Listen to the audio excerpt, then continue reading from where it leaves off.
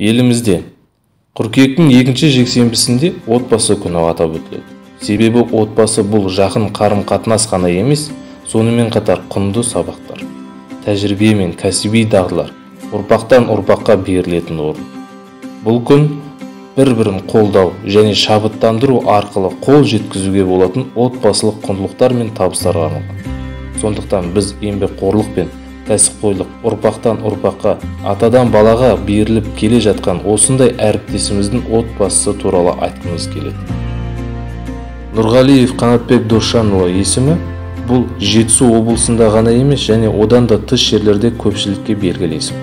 Қанатбек Досжанұлы салық саласының ардагері, кәсіпқой маман, ардақты ұстаз және өнегелі отбасының отағасы мен ардақты әкесі. Ол салық қызметінің үздігі, атағын мақтанышпен алып, құрмет орденімен марапатталған. Бірақ оны ерекше ететін ең маңызды нәрсе оның таңғажайып кәсіби жолы. Қызмет жолын Талдықорған қаласындағы қаржы бөлімінің аға инспекторы ретінде бастап, бүгінгі күні аудандық мемлекеттік кірістер басқармасы дәрежесіне көтерілді. Қанатбек Досжанұлы Ақсу және Көксу аудандарының, Текелі қаласының салық басқармаларын басқарды. Ал қазір Алакөл ауданы бойынша мемлекеттік кірістер басқармасының табысты басқаруды. Салық саласында 42 жылдан бері адалдық пен кәсібиліктің үлгісі ретінде қызмет етуді жалғастыруда. Қызы Айым отбасылық дәстүрін жалғастыруда.